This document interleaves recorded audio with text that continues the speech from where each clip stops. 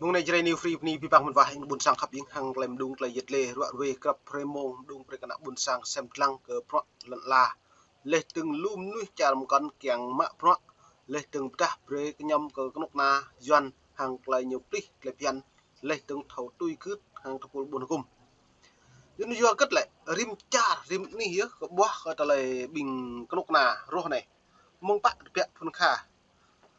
ta lại cái bạ lại từng hàng lại nhú bù cướp ô lại phiền cái buồn cùng do nó ta thâu mấy lại từng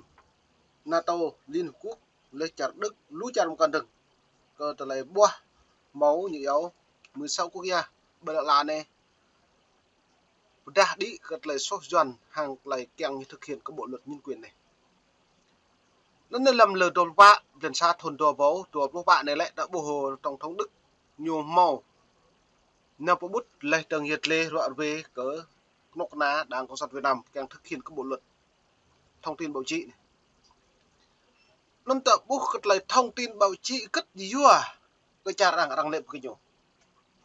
Nên tập lấy này ta bút pi bằng rõ trình mạng mong thông tin báo chí các thầu đi bia bơ đa sĩ trầm cái nào mạng mong bộ thông tin báo chí mà lấy sĩ nó trầm cái nào đang lo bơ là này. Giờ từ đã Việt Nam nhiều bộ thực hiện có bộ luật nấn lê tướng nhu bật thao trem cái nam quất như sĩ cả rằng lê tướng hiếm bạn nhu kéo xài giàu đang hàng lại đi bia rim plan rim thôn nó này có kéo rắc lại doan tổng thống Đức nhiều màu bua cỡ rơi có lúc này doan hàng lại thực hiện cái bộ luật thông tin báo chí này bắt nhé hôm ngày 24 tháng 1 cho biết ông đã nêu vấn đề nhân quyền với ý dân lãnh đạo Việt Nam nói rằng những vấn đề này liên quan đến tự do báo chí và tự do ngôn luận. Có những quan ngại cần phải được giải quyết. Nên tạo bộ như lệ hạ này riêng gặp người Việt tổ bả này chặt đức lưu bà mạ nà mạ pro lãnh nạn bộ máu con nào nà mạ pro lãnh nạn bịa được mạ pro ít lù xăm mạ pro lại Việt Nam lấy hiểm phái như càng đi PR buộc chính phủ Đức như vừa lên án cơ trở lấy Việt Nam vi phạm cơ trở lấy bộ luật này lùm nuôi như lệ này phát biểu trước sinh viên và giảng viên của trường đại học Đức ở tỉnh Bình Dương hôm ngày 24 tháng 1 nói rằng Đức xem việc Việt Nam trở thành thành viên Hội đồng Nhân quyền Liên Hợp Quốc từ năm 2023 đến 2025 là sự thể hiện cam kết phát triển xã hội, dân sự và tôn trọng nhân quyền. Còn thêm nhiều cơ trở lại pro mạ này đã bổ hồn lưu ở đằng kỳ tích đằng lệ cái nhố mạ pro nhiều tụ mút mà hiếm bạ lệ một là đảng Cộng sản Việt Nam cơ trở lại nhố thực hiện cái bộ luật này. Nên mời pre ít lăng lại video hàng lại giật lê mong mày mạ đại RA VOA cơ lại ta rồi này. Tổng thống Đức Frank-Walter Steinmeier hôm 24 tháng 1 cho biết ông đã nêu vấn đề nhân quyền với giới lãnh đạo Việt Nam, nói rằng những vấn đề liên quan đến tự do báo chí và tự do ngôn luận có những lo ngại cần được giải quyết. Phát biểu trước sinh viên và giảng viên của trường đại học Việt Đức ở tỉnh Bình Dương hôm 24 tháng 1,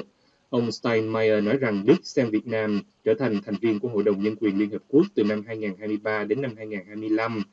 là sự thể hiện cam kết phát triển xã hội dân sự và tôn trọng. Bố, lời này lại pi bằng pro hạt rẽ, có lời chặt Đức cơ nhiều lăng Việt Nam Pro này Đức mà 2023. Cơ chặt chế các lời luật như yếu thực hiện cơ nhân quyền, báo chí, ngôn luận. Rồi các lại suy lẽ, nhiều hợp tác hàng Đức, song phương thương mại lẽ, xâm nhiều bùng ngạo. Nó chính thức rằng trôn rằng đa đoạn về cả lần trả Việt Nam, nhưng bạn đã bố. Nên tổng thống Đức này nằm lệ nằm mấy tí hàng cái này giảng viên làm ta bởi tập và hem bình pol giảng viên tự nhố lệ trong bằng pol group tự nhố đoạn về càng cờ Việt Nam mới thực hiện các bộ luật này từ đặc Việt Nam nhưng mà thầu mút úc cái này phiên này xếp đã bố cái này lại Việt Nam chặt Đức bù màu tụ bình nuôi nạ buồn sáng vất công chức nhố nào rai và anh lần chặt Đức bù tụ chúng duyệt là nhô lệ nhô nhá mà nuôi đang tụ chung bếm nuôi nhiều yếu liên hiệp quốc cơ trở lấy mạ pro hàng loại hội đồng lệ thương mại này đi nhớ dập nhỉ xăm vô cất nhiều bộ tụ ú hàng lại phiền cơ pro trả răng trôn tới nhủ nấn chặt Đức này chỉ trích nhiều vụ pro này lưu vật lên cơ lấy mạ pro cơ lấy thực hiện như vào thông tin báo chí tự do ngôn luận nó đi chặt tự do ngôn luận kẹo từ cả bộ bơi càng chặt rằng giải thích đạp vào cái nhiều ngạc chính thức nhối những ngạc non cả như thao đi piar nên phương hướng này là lưu chặt nuôi tôi riêng đặc biệt người dân Việt Nam hà này mạ pro nuôi chặt Đức bạ chặt Đức lưu với mẹ sao mạ pro chặt Đức hết mạ pro chặt Đức bù mò là mạ pro công ty mạ pro đi làm thuê làm mướn hoặc là cất như đấy nhưng mạ pro như giáo nó lưu bình nuôi tuần thà đà trụ cái lệ phí đã họ đa chăm sóc tuổi già riêng nuôi Việt Nam với đây như càng mạ mang lại công ty này đây là sự hiếm bạ nuôi này giờ lần chào Việt Nam bộ hợp pháp hoặc là những mà bộ một đại phiền giờ nuôi Đức lại chính phủ Đức nhiều tuy nhân Việt Nam giờ nó hàng này lại như Phan Anh lần chào như Phú Đức lên đồng nuôi Việt Nam tụ bạn này chào Đức đi chỉ trích cái chính quyền cái như Phú bộ một lấy phiền cái lấy cả cái lấy phiền làm nuôi nó này như lẽ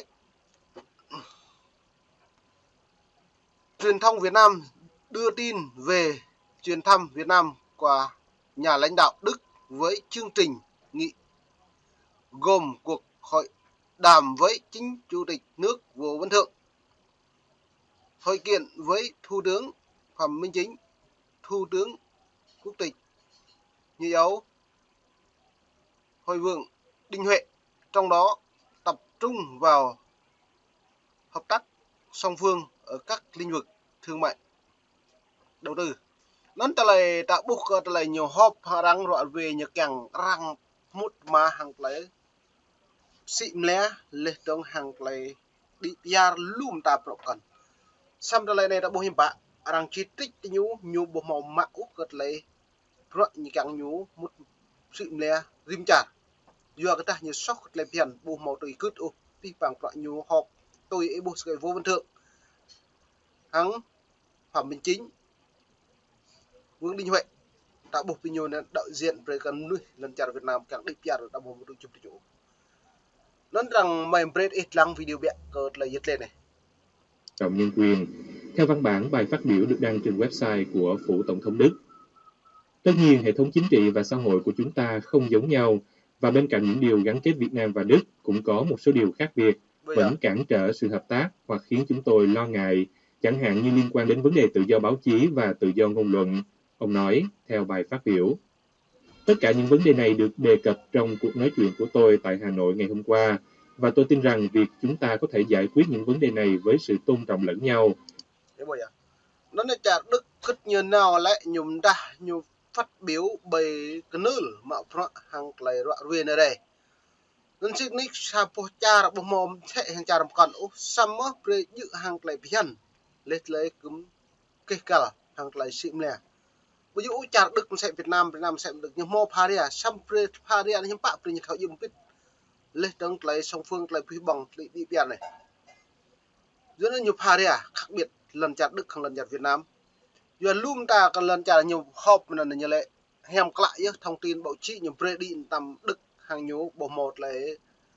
quân ngại xăm tà bằng lại phiền như lệ xăm tổng thống Đức này như bạn bu màu thì nó hàng lại hẹp rai lấy đồng lại cam kết lấy xịm lẹ này đi Đức một bần còn thôi nhúm sẽ nó nhưng bạn bộ nó như này tất cả những vấn đề này được đề cập trong cuộc nói chuyện của tôi lại tại Hà Nội ngày hôm qua nhiều và tôi tin rằng việc chúng ta có thể giải quyết những vấn đề này với sự tôn trọng lẫn nhau. Do kết trả Đức nhùm đã có lời đoạn với càng hàng lời phù lạ cụ này hàng lời thua một chạp này ta như càng lời phi bỏ nên bởi vậy tự mực cứ xem rõ ràng được cho thấy mối quan hệ đối tác của chúng ta vững chắc đến mức nào. Chính quyền Việt Nam trước đây nhiều lần nói rằng họ đảm bảo các quyền căn bản của người dân, bao gồm cả quyền tự do báo chí và tự do ngôn luận, đồng thời bác bỏ cáo buộc của các nước phương Tây cho rằng Hà Nội vi phạm nhân quyền. Ông Steinmeier có chuyến thăm cấp nhà nước tới Việt Nam từ ngày 23 tới ngày 24 tháng 1. Tại Hà Nội, ông đã hội kiến Chủ tịch nước Võ Văn Thưởng, Thủ tướng Phạm Minh Chính và Chủ tịch Quốc hội Vương Đình Huệ. Ok. Nan boleh katlay le ruak ruin mit wain bunsang katlay rang buah katlay bingjuan na himpa từng lai ke nyu lu tu penap từng tabuh ra này nan chere new free pni pipang mit wain bunsang khap ing pom nit mo mem dong từng hang klay le này pni da ban ni bab lai